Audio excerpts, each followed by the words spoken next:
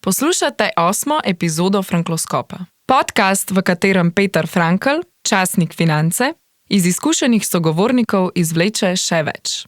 Nič ne regulirajo. Zdaj, ta zdravstvena reforma pelje k temu, da bo javni zdravstveni sistem propadel. V Sloveniji vedno govorimo, kaj ne bi smelo biti, ampak zmeraj tisto, kar ne bi smelo biti, potem vidimo, da je. Ta vlada je mrtva. Kako to mislite? Poglejte, če se kar poročil predsednik vlade, ne more biti mrtva? Ne smemo mešati zasebnega življenja pa političnega življenja. Teflonski sem pa siguren. In zakaj? Predvsem zato, ker želim trdo delati, ker sem vedno dal vse od sebe. Jaz tudi zdaj v tej dajem 100% od sebe. Več ne bi mogel. Drage poslušalke in poslušalci, dobrodošli v 8. epizodi podcasta Frankloskop. Moje ime je Peter Frankl, sem direktor in glavni urednik časnika Finance. Z menoj je danes Karl Erjavec, veteran slovenske politike. Bil je minister za okolje, bil je minister za obrambo, bil je minister za zunanjo politiko in to v več mandatih. Gospod, ki veliko ve, stvari rad obrne na šalo, a videz vara, ne gre samo za hudomušnost, gre za vsebino. Pod dovtipi se ta tu pa tam skrije, a to ne pomeni, da je ni. Sicer pa poslušajte ter presodite sami. Gospod Erjavec, zdaj ste predsednik stranke Zaupanje. Dobrodošli. Ja, lep pozdrav, hvala za povabilo. V veliko čast nam je, da ste z nami. Vrsto let ste bili predsednik stranke upokojencev Desus. Zdaj ste prvi človek stranke Zaupanje. V slovenski politični areni je Desus bil pogosto jeziček na tehtnici, med levico in desnico. Vedno ste se znali obrniti na pravo stran ali na napačno, to boste povedali vi. Stranka Desus sicer danes še obstaja, a to zelo malo ljudi pravzaprav še ve. Zakaj ste šli nazaj v politiko? 65 let imate, a ne bi bilo bolje sprehajati kužka? Ja, poglejte, to, da izpolnjuješ pogoje, da si upokojenec, še ne pomeni, da je konec izzivov. Jaz sem človek, ki imam rad izzive in projekt Stranka Zaupanje je zame nov izziv. Tukaj začenjamo iz nule. Pri stranki Desus je bila stranka že parlamentarna in ko sem postal predsednik, je bilo bistveno lažje. Ampak človek mora imeti izzive, skozi izzive se tudi učiš, dobiš neke nove izkušnje. Jaz sem prepričan, da stranka Zaupanje ima vse možnosti, da postane parlamentarna stranka. Že ime Zaupanje pove, da bomo posebni, predvsem zato, ker menimo, da zaupanje je tisto ključno. Pa ne samo v politiki, v gospodarstvu, ampak tudi v življenju.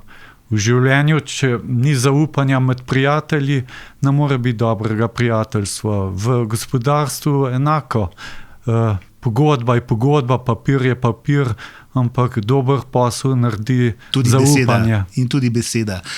Gospod Erjavec, kdo so vaši sopotniki v stranki? Povejte nam nekaj ljudi, kdo vas spremlja, kje so ti ljudje? Niste sami v stranki, oziroma kdo je vaš tim? Ja, moji sopotniki so ljudje, ki verjamejo v projekt Stranke Zaupanje. Gre za ljudi, ki verjamejo v ta naš program. Mi želimo s programom doseči nekatere vsebinske cilje, ki jih pa Slovenija nujno potrebuje, če želi naprej. Te ljudje so ljudje iz gospodarstva, ki tudi pomagajo z donacijami, da stranka lahko deluje, ker nimamo... Ja, brez denarja ni nič, ne? Ni nič in nismo še parlamentarna stranka. Okoli sebe pa imam tudi sodelavce, ki imajo že izkušnje v politiki. Zato sem tudi rekel, stranka Zaupanje je stranka izkušenih ljudi. In jaz moram reči, da moja politična kilometrina, to, da sem lahko delal z doktorjem Drnovškom, potem z Janezom Janšo, s Pahorjem, z Bratuškovo. Kjer vam je bil najbolj všeč? Kdo je najboljši slovenski politik? Ja, to je težek odgovor. prepričan sem, da je to Karel Erjavec, ampak kar se tiče Kdo je ostalih... potem drugi najboljši? Mislim, da Milan Kučan, če ne bi bil tako dober, o njemu danes ne bi več slišalo. Potem imamo Janeza Janša, ki je prekaljen politik. Kdo je boljši, Kučan ali Janša?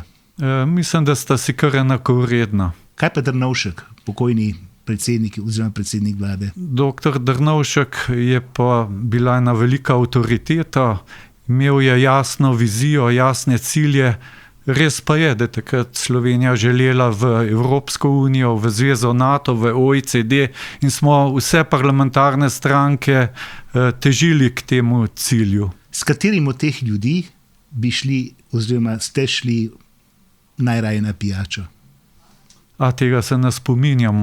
V Sloveniji, veste, je ta politika zelo zategnjena, zelo težko greš s kom na pijačo. To ni tako kot v Franciji, v Belgiji, kjer pač politika je eno področje, druženje pa drugo področje. Če bi me pa vprašali, s kom bi šel najraje na pijačo, bi pa šel z doktorjem Drnovškem, ker sem prepričan, da bi mi dal nekaj pametnih nasvetov, kaj storiti v tej situaciji, v kateri se nahaja trenutno Slovenija. Žal je gospod Drnovšek pokojen in lahko pa si oba misliva, da kaj dosti ne bi spila. Ne, jaz imam z njim izkušnje, ker je bil moj vrhovni poveljnik, ko sem bil minister za obrambo in moram reči, v glavnem sva pila čaj in jedla kruh, ki ga je sam spekel. Hvala lepa. Danes je 10. september, sreda. To je pomemben dan. Sprašujem vas kot bivšega ministra za obrambo in tudi zunanjega ministra. Danes je na Ukrajino, na Poljsko padlo kar nekaj dronov iz Belorusije oziroma Ukrajine, Rusije, kakorkoli že. Niso še vsi podatki znani. To se je zgodilo pred nekaj urami. Kakšen je vaš komentar na vse to, kaj se dogaja kot strokovnjak za zunanjo politiko in seveda tudi obrambo? Ja, kar se tiče teh datumov, 10. september, 11. september, vemo, da so zelo usodni za naš svet. Vemo, kaj se je zgodilo 11. septembra. Tako da jaz obžalujem, da pač se iz zgodovine človek nič ne nauči, da vojne prinašajo samo trpljenje, bedo, veliko žrtev, smrti. In mislim, da ena ključnih nalog politike bi morala biti, kako preprečiti konflikte. In zlasti tukaj ima pomembno vlogo diplomacijo. Ampak se mi zdi, da včasih je kapital tisti, ki je zadej, ki se želi vojen, predvsem zato, ker vojne tudi prinašajo velike zaslužke vojnim dobičkarjem. Kako veliko ljudi, oziroma nekako je razširjeno mnenje, da ste, Karel Erjavec, bolj naklonjeni Rusiji, kot pa recimo temu mainstream slovenska in evropska politika. Ne, to ne drži. Predvsem je res to, da sem korekten. Poglejte, jaz sem rojen v Belgiji, poznam, kaj je zahodna vzgoja, hodil sem v zahodne šole. Ampak je treba pri stvareh biti korekten. Ta konflikt z Rusijo se ne bi nikdar zgodil, če ne bi bilo želje potem, da se ta konflikt zgodi. Jaz sem eden redkih politikov, ne samo v Sloveniji, tudi v Evropi, ki je imel priložnost se večkrat pogovarjati s predsednikom Rusije, Putinom, da ne govorim o Sergeju Lavrovu, ker so se letno večkrat dobila, imela razgovore po več ur. In ta konflikt z Ukrajino se ne bi nikdar zgodil, če ne bi bila v zadej spodbuda, da se zgodi. A lahko kaj več poveste o tem? Ja, jaz lahko povem, ko sem bil enkrat v Moskvi na kosilu s Sergejem Lavrovom, ki je trajal več kot 2 ure, mi je rekel, Rusija ne bo dovolila, da v bivših republikah Sovjetske zveze se teptajo pravice Rusov.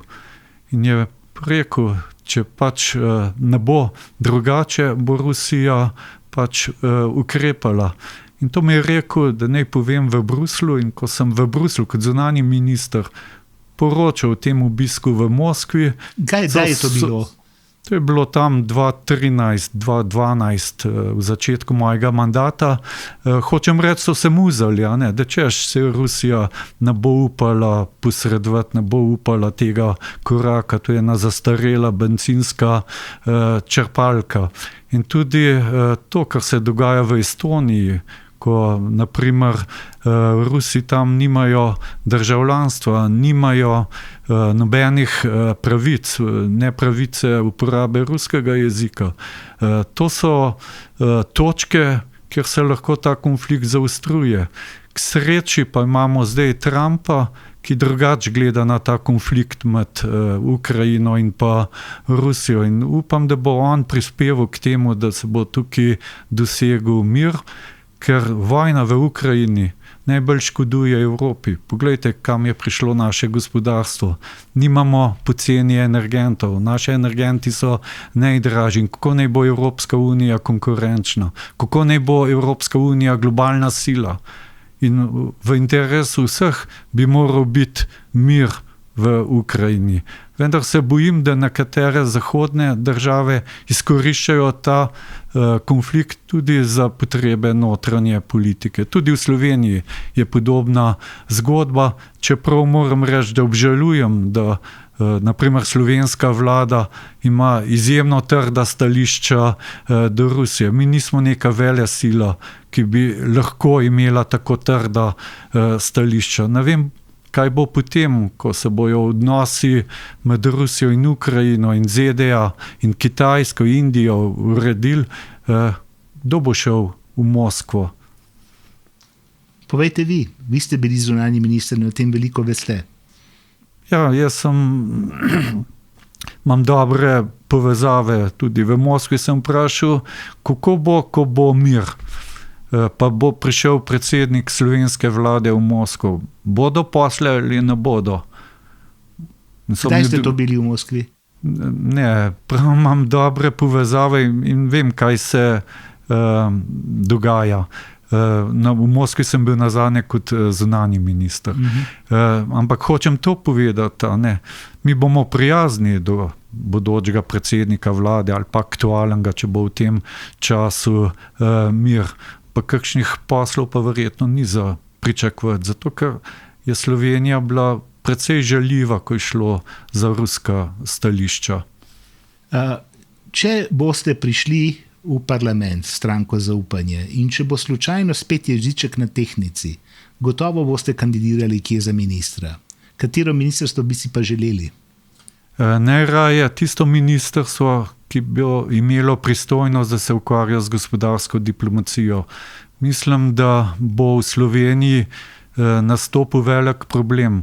Poglejte, Nemčija, vemo, da nima praktično nobene rasti, stagnira. Samo v avtomobilski industriji so izgubili 114,000 delovnih mest, to v letošnjem letu, in to bo imelo tudi hude posledice na naše gospodarstvo. Treba vedeti, 15% bruto domačega produkta proizvajamo iz avtomobilskega grozda. In jaz sem prepričan, da bo potrebno poiskati nove trge v Severni Afriki, tudi v Aziji. Mi imamo tam zelo bogate države, ki jih podcenjujemo, naprimer Turkmenistan, Azerbajdžan in tako naprej, da ne naštevam. To so države, ki so bogate s plinom, ki imajo tudi veliko investicij, velike razvojne plane, kjer bi lahko naša podjetja nastopala na teh trgih.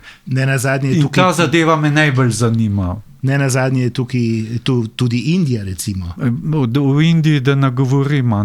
Jaz se spomnim, ko sem bil minister za zunanje zadeve, smo z indijsko vojsko pomagali skleniti en velik posel tudi gospodu Boscarolu z temi ultraletali. Je pa zdaj gospod Boscarol ni več v letalih, je bolj v show biznisu, ima kino.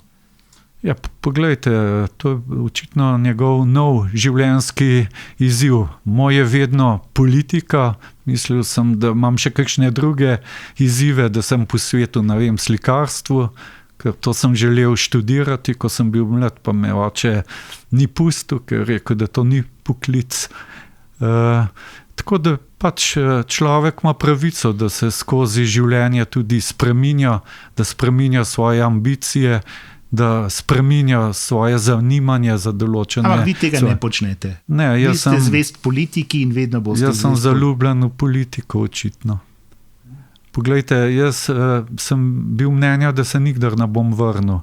Pa je moj najožji svetovalec, to je državni sekretar Šefic, ki dela na poplavah, v oddaji 1:1, to je mu Slak pred 4-5 leti, je rekel, ne, Erjavec bo vrnil v politiko, on je preveč živ, preveč nemiren, preveč vid izzivov v politiki, pa sem si takrat mislil, se moti, ampak očitno je mu prav.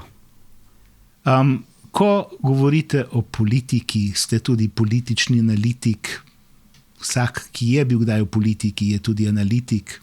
Kako pa ocenjujete zdajšnjo vlado pod vodstvom Roberta Goloba? Ali ste bili na poroki? Ne. Ali vam je kaj žal, da niste bili povabljeni na poroko? Ne, ni. Ampak jaz sem vesel, da se je pač poročil. A veste, največja sreča je to, ko se zjutraj zbudiš, odpreš oči in si srečen. In če je srečna tudi Tina, ko se zjutraj zbudi in odpre oči, je to že skoraj popolna sreča. Če pa še zvečer, ko zapreta oči, sta oba srečna, poglejte, pa dosegel največji cilj v svojemu zasebnem življenju. In jaz sem vesel, da je zadovoljen, ker potrebujemo čim več srečnih in zadovoljnih ljudi. In pa tudi mogoče bo privekal na svet kak otrok? Na vsak način, to se pa pričakuje. Gospod Erjavec, pa pojdiva v politiko. Kako pa ocenjujete politično delo te vlade? Ta vlada je mrtva. Kako to mislite? Poglejte, če se kar poročil predsednik vlade, ne more biti mrtva? Ne smemo mešati zasebnega življenja pa političnega življenja.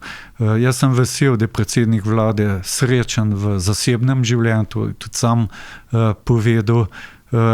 Sem pa jaz nesrečen, da je neuspešen, ko gre pa za vlado.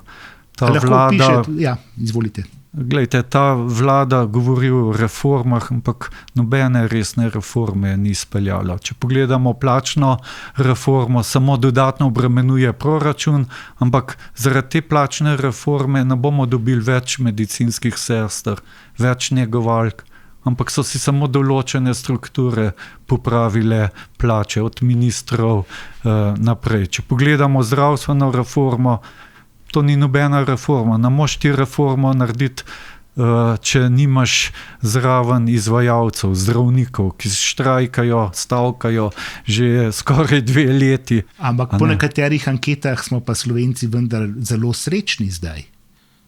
Ja, pa ne zaradi vlade. Zaradi česa pa smo srečni? Zato, ker imamo prelepo deželo in prelepe in dobre ljudi. Dobro. Torej pravite, ta vlada je mrtva. Bo zdržala do konca, do prihodnje pomladi? Ja, jaz upam, da bo zdržala, ker bi bil pa kaos, da bi zdaj imeli predčasne volitve. Pa tudi mene čaka še veliko dela, veste. Jaz nisem šel v politiko zato, da bi samo medijsko izpostavil, ker nekateri pravijo, se vračam zato, da bi dobil 1%, pa bi potem imel še en lep dodaten zaslužek. Jaz sem prišel v politiko zato, da bomo parlamentarna stranka, da bomo vladna stranka. Moram pa reči, to je trdo delo, to ni lahko delo. V teh zadnjih mesecih z generalnim sekretarjem sva naredila 35,000 kilometrov. Generalnim sekretarjem? Kdo je to? Zlatko Ficko. In moram reči, to je trpljenje, to je težko delo. Ampak v vsakem trpljenju je potem tudi eno zadovoljstvo, zato ker sem prepričan, da bomo uspeli. Tudi ekipa, ki je za mano, trdo dela, smo profesionalno organizirani. Poglejte, dokler ni bilo plakatne akcije, so vsi mislili, da to se malo hecamo, ampak mi gremo resno. In tudi ta plakatna akcija, kaj je bil namen? A to so plakati, kjer sami sebe opisujete kot teflonskega, med drugim? Ja, teflonski sem pa siguren. Zakaj? Predvsem zato, ker želim trdo delati, ker sem vedno dal vse od sebe. Jaz tudi zdaj v tej dajem 100% od sebe. Več ne bi mogel. Seveda. Mogoče, če me bi vi še kaj znali dodatno stimulirati. In v vsaki stvari sem bil zmeraj 100%. Ali sem bil govornik pred generalno skupščino OZN, sem 100% od sebe. Ali pa na vaški proslavi gasilcev, ki so imeli obletnico. Isto tremo sem imel, isto energijo, ker kar počneš, moraš 100% delati. In v politiki smo v stranki zaupanje 100% zraven. In zato bomo uspeli. Če pa ne bomo, bo pa tudi ena nova izkušenj. Ker poglejte, ko si uspešen, se nič kaj dobrega veliko naučiš. Ker si pač uspešen, misliš, da si car. Če pa zgubiš, pa študiraš, kaj je bilo narobe, zakaj ni uspelo, pa toliko kilometrov, pa toliko ur, pa toliko truda. In mislim, da je to bistvo. Mene bi tako rekel, moje življenje ni končano, kljub temu, da sem upokojenec. A ste že upokojenec? Ja, sem. Ampak to ne pomeni, da je konc. Pa ste tako imaj 65 let. Ja, poglejte, pa če bi jaz recimo doštudiral pri 35, pa ne bi bil upokojenec. To je stvar samo matematike. Ampak življenje se zame ni končalo. Ste zadovoljni s penzijo? Koliko je imate? Toliko, koliko sem plačal prispevkov, takšna je pa moja penzija. Ampak tako, za 2000 evrov je že, ne? Poglejte, to vse je odvisno, koliko vplačaš. Če vplačaš več, je višja, če manj, je pa nižja. No, kot politik ste nekaj že vplačevali. Zdaj mi je žal, zakaj me pot ni zanesla v gospodarstvo. Pa bi imel vile, pa ne vem kaj vse. Ali pa ne, ali pa bi bili v bankrotu. Pa v zaporu. No, ne nujno. Ne nujno, ne. Poslušate Frankloskop. Vabimo vas, da se naročite na naš kanal, tako ne boste zamudili prihodnjih epizod. Glejte, bili ste predsednik stranke Desus. To je bila stranka upokojencev. Kot tak, bili ste tudi v vladi, kar nekaj vladah, šestih vladah, ste tudi skrbeli za vašo volilno bazo. Ko danes pogledate, kako stvari stojijo, pa se ta Bismarckov model počasi bo izpet, kdo bo plačeval prispevke, kako bodo živeli, po drugi strani pa vlada proračun kar izdatno mora doplačevati SPIZ-u, da se lahko penzije izplačajo. In potem imamo velik primanjkljaj, pa ne zaradi penzije, ampak tudi zaradi tega, ker so si v javnem sektorju plače kar dobro povečali. In to vse pritiska na gospodarstvo. Poglejte, kar se tiče pokojninskega sistema, treba je vedeti, da Slovenija prispeva v bruto domačem produktu najmanjši delež. Recimo Slovenija prispeva 10% bruto domačega produkta za penzije. Če pogledamo sosednje države, ne bom šel bolj daleč, Avstrija 13%, potem Italija 14,5%, Francija, kjer vlada danes politični kaos, 15,5%. In jaz mislim, da tukaj bi bilo treba en korak narediti, da bi en večji delež BDP-ja vseeno namenili primerjalno z sosedami. Živimo v tem miljeju. Drugo, kar je pomembno, poglejte, delodajalci plačujejo samo polovično stopnjo prispevka.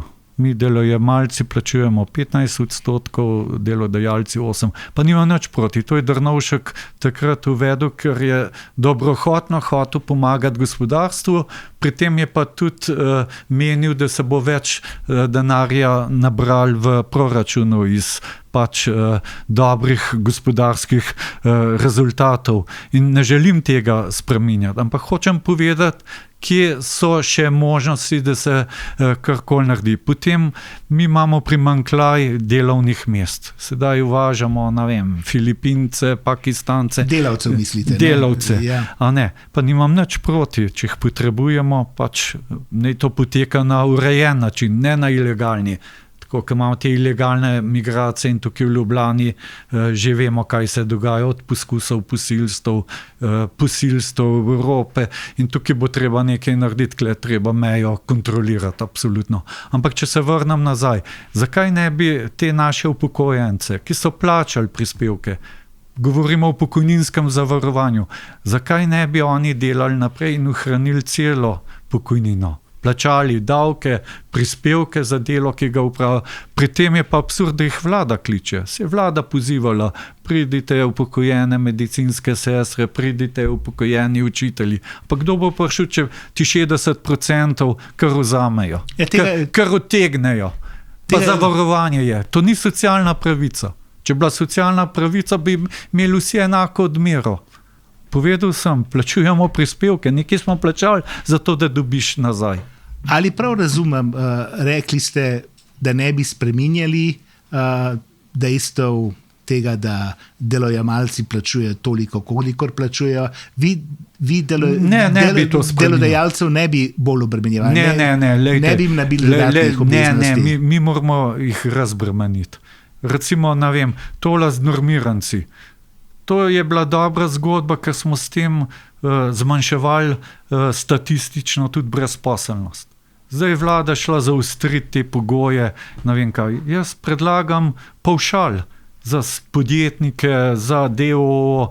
V Avstriji imajo to preprosto, imaš gostilno, rečejo 100,000 evrov, boš mu prometa 5% plačaš davka, če si pa zaslužil 200,000 evrov, si boš pa, ne vem, kupil še en lokal ali pa, ne vem, si boš kupil Mercedesa, pa trošil za bencin, pa kar sodi zraven. In tukaj mi zagovarjamo ta pavšal. Jaz sem se z davčnimi strokovnjaki pogovarjal in so mi rekli, to ni noben problem. Ampak zakaj tega ne naredimo? V Sloveniji mi smo država, kjer politiki radi govorijo, naredijo pa nič. Ampak ni vedno pomembno, kaj narediš. Tudi je vedno pomembno, kaj preprečiš. Recimo, ko sem jaz bil v vladi Alenke Bratušek, pa ki je trojka grozila, se spomnite izjave ministra za finance. Upokojenci še niso nič prispevali k krizi. Dajmo za 10% znižati. In če ne bi takrat bil v vladi, bi se to zgodilo. In še danes ne bila ta krivica popravljena. Kakor za upokojence, recimo leta 2012, ko so imeli odmero 57,5%. Zakaj ne bi to danes popravili na 63, pa od zdaj naprej, tisti, ki so pa še živi? Če se vrniva malo k vašemu prejšnjemu stavku, oziroma misli, rekli ste, ta vlada je mrtva. Ali lahko poveste, mogoče malo bolj natančno, zakaj tako menite? Zato, ker ne bo izvedla nobene reforme več. Ker ne more nič več skozi spravljati. Nobene stvari. Kaj bo po Golobu? Oziroma po Golobu Golob ali kdo drug? Kaj vam govori vaša politična analitika? Moja intuicija govori o tem, da po Golobu ne bo Goloba. Kje pa bo? Mogoče bo v vladi ali v parlamentu, ne bo pa predsednik vlade. Kdo pa bo predsednik vlade? Kaj mislite? Ja, to pa težko vprašanje. Zato smo tu. Ja, pa poglejte, smo še 6 mesecev pred volitvami, lahko se pojavi kakšen nov obraz, tako da težko rečem. Da bo še kjer lahko nov obraz? Saj že imamo Prebiliča, ki je novi stari obraz. Vem, pa ni dobil tiste potrebne podpore, da kot nov obraz pač narediš 30-40%.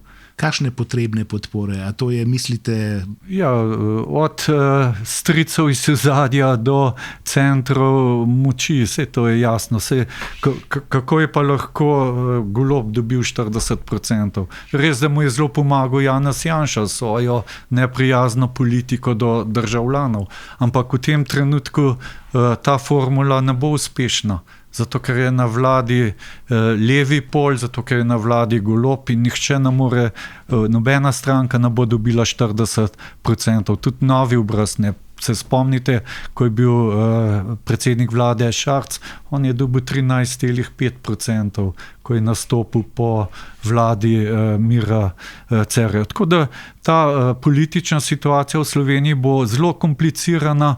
Žalosti me pa to, da pred Slovenijo imamo velike izzive. Mi smo zdaj praktično na vseh lestvicah na zadnjem mestu, ko gre za koriščenje ali pa izkoriščanje evropskih sredstev, smo ta zadnji. V enem letu naredimo milijardo luknje. Ampak s 100 milijardo smo zdaj ublažili krizo, jo načutimo še. Ampak koliko časa bomo to zdržali? Naslednja vlada sigurno ne bo imela tega privilegija. Ko govorite o tej milijardi, katero milijardo imate v mislih? Ja, to, ker smo jo potrošili, luknjo smo naredili. Aha, primanjkljaj. Ja, primanjkljaj, ja. Torej, mi si pravzaprav s tem primanjkljajem, po vašem mnenju, kupujemo nekakšen socialni mir, pa neko rast. Seveda, poglejte, ta milijarda je šla v potrošnjo, ne. In je DDV, in tako dalje, ja. Ne? Gospodarstvo pa peša malo. Ja, gledajte, za gospodarstvo je treba narediti bolj prijazno okolje. Jaz sem povedal, kaj bi naredil, kar se tiče obrtnikov, podjetnikov, DOO, tukaj je treba na pavšal. Potem normirance, to je treba spodbujati. Ker od normiranca lahko pride do start-upa, do uspešnega podjetja. Nekdo, ki ima neko idejo, jo razvija. Se mi zdi, gledajte, tukaj imamo mi en problem, ko govorijo recimo davkarji pa finančni ministri, da jim ne gre toliko za nek razvoj pa napredek, ampak da bolj spodbujajo tako imenovano pravičnost. Ja. In poudarjam tako imenovano. Ne vem, kaj ima pravičnost s pavšalom pa Zakaj bi kdo imel za birokratsko davkarijo. Ne vem, tukaj ne vidim neke posebne ja, da nekdo zveze. Plača manj, pa bi lahko dal več. Recimo zdravstveni prispevek. Imaš gospoda Kebra, zdravnika, ki bi recimo ta dodatni prispevek, ki je zdaj obvezni, dal tudi v progresijo. Kakšno je vaše mnenje o tem? Poglejte, kar se tiče zdravstva, ne bo prispevek rešil problemov v zdravstvu. V zdravstvu imamo mi bistvene drugačne probleme in sicer, da kupujemo najdražjo medicinsko opremo, da imamo dvoživke, tukaj bi bilo treba sistem regulirati. Ampak to zdaj regulirajo nekako? Nič ne regulirajo. Zdaj, ta zdravstvena reforma pelje k temu, da bo javni zdravstveni sistem propadel, zato ker vsak sposoben zdravnik bo šel raje v privaten sektor. In tukaj bi morali te dvoživke na drugačen način urediti. To se pravi, ti najprej upravi svoje delo v javnem sektorju, če imaš pa voljo, željo in kapacitete, pa delaj še v privat sektor ali pa celo še v javnem sektorju. Se ne vem, zakaj pa ne tam še kakšnih dodatnih operacij naredi, ampak problem je, da zdravstvena blagajna ne zmore financirati vseh teh storitev. Ja, torej na nek način denar je in hkrati denarja primanjkuje. V zdravstvu je problem to, da naše zdravstvo so razgradili. Mi smo imeli dober zdravstveni sistem. Treba vedeti, kar je bilo v socializmu, ni bilo vse za nič. Ampak mi izhajamo, da tisto, kar je bilo v prejšnji državi, da to pač ne sodi v neko tržno gospodarstvo, v nek kapitalističen sistem. In mi smo imeli zelo urejen šolski sistem, zelo urejen zdravstveni sistem. Zdravstveni sistem je pač razkrojen in tik pred propadom. Šolski sistem pa tudi gre po tej poti. Se vidimo, učitelj nima nobene avtoritete, karkoli reče učitelj v razredu, že pridejo starši z odvetniki in tako dalje. Ja, ampak mi smo vendar za permisivnost. Mi smo vendar za to, da ne maltretiramo naših sončkov. Ne, poglejte. Kakšno imate vi mnenje o tem? Glejte, jaz kot minister za obrambo, v zadnjem mandatu sem poudaril, da je bilo dobro, da fantje gredo malo v vojsko, pa tudi za 3 mesece, zato da se naučijo sistema nadrejenosti, podrejenosti, da ni to neka razpuščenost, da na koncu zna čevlje spucati, če jih je treba spucati, da zna poslo narediti, da zna za sabo vrata zapreti. Torej bi vi upeljali, razmišljali o tem, o obveznem služenju vojaškega roka? Ampak samo za 3 mesece. In to bi lahko po 1 mesec vsak poletje. Poleti? Ja, recimo za študente. Tisti, ki je pa v službi ali pa misli v službo, pa pač bo 3 mesece služil potem, ko bi dopolnil 18 let. In to bi bila tudi ena baza, ker mi v vojski nimamo vojakov. Tega kadra primanjkuje, pa marsikdo bi se odločil, da ostane v vojski, če mu to izkušnjo. Koliko pa Slovenija potrebuje vojakov? Namreč pogovarjamo se o marsičem, pogovarjamo se o novi mantri oboroževanja. Ali bomo imeli recimo vojsko 7,000, pa mogoče kaj obvezni, kaj vojakov, ki bodo na obveznem služenju, ampak pod orožje pa, če res se kaj zgodi, pa mora biti okoli 30-40 tisoč ljudi. Poglejte, to je predvsem odvisen od koncepta, kakšno vojsko želimo, kakšno obrambo. In zdaj v teh modernih tehnoloških časih graditi vojsko na tankih pa na oklepnikih, mislim, da ni prav pametno. Na čem pa jo gradiš potem danes? Poglejte, vidimo, kaj povzročajo droni. Recimo, če bomo res dejali 5% BDP-ja za vojsko, veste, to je 20% proračuna. Pa ne bomo za ta denar kupovali tovornjake, pa oklepnike, pa ne vem kaj. Jaz recimo Patrio danes ne bi več kupil, ker so se svetovne razmere spremenile. Bi pa kupil, ne vem, reaktivce, Hrvaška ima, Srbija ima, Madžarska ima. Ko mi vzletiš, pa si že v drugi državi. Ne, ampak poglej, vse to ni smisel v tem. Smisel je v tem, da imaš to zmogljivost. In če bi namenili toliko denarja, sem prepričan, da se da s 300 osebja tak support zagotoviti. Če bomo pa kupovali Patrije, pa mi ne bomo nikdar imeli 7,000 vojakov. Jih ne bomo imeli. In tudi Patrija ni več neka obrambna ognjena moč. Veste, zakaj so bili 8-kolesniki? Zato, ker je bil v svetu mir, imeli smo pa krizna žarišča.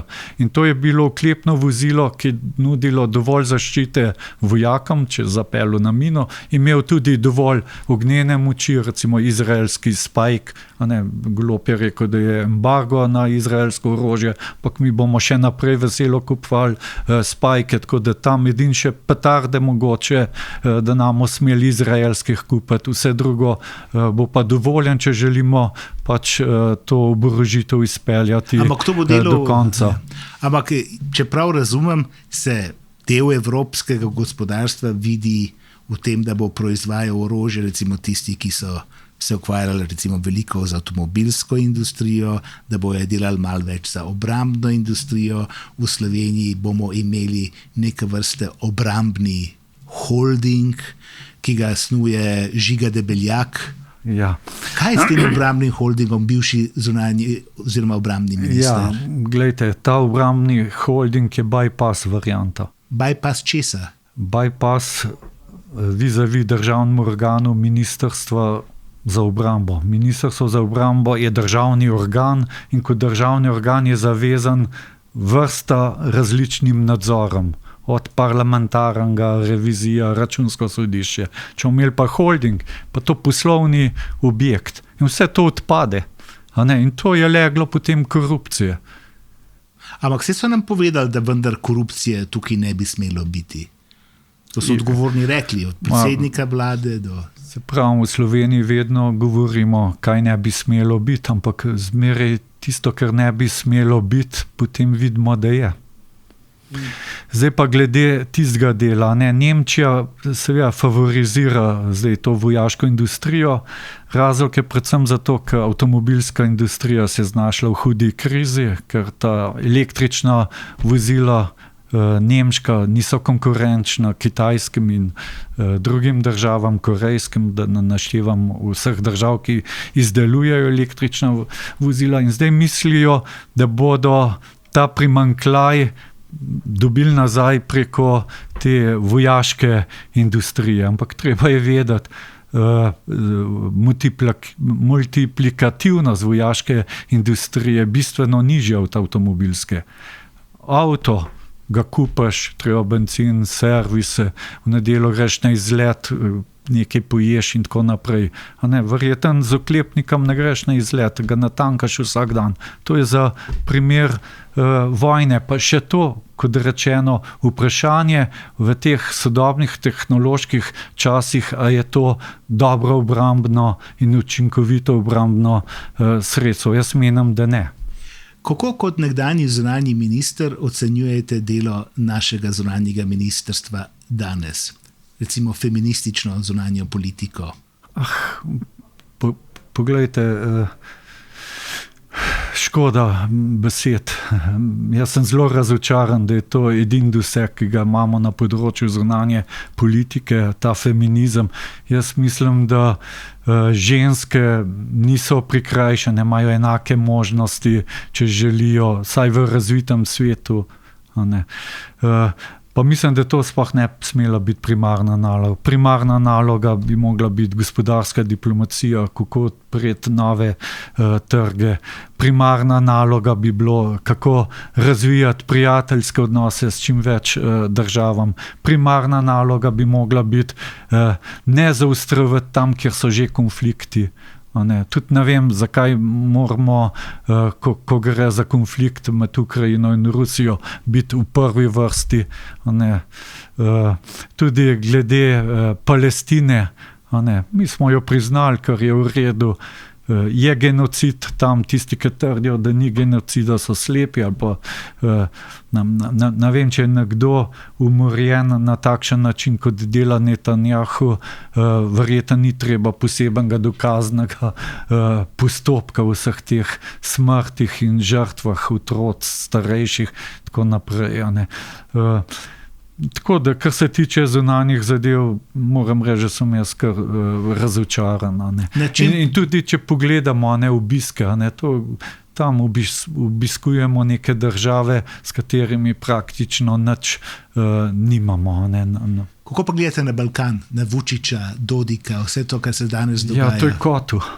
In zato je škoda, da v preteklosti, če smo imeli odprta vrata za Bolgarijo pa Romunijo, da izpolnjujejo vse pogoje, bi lahko tudi za Srbijo, Črno Goro, Makedonijo, Severno Makedonijo, ne nazadnje tudi za Bosno in Hercegovino.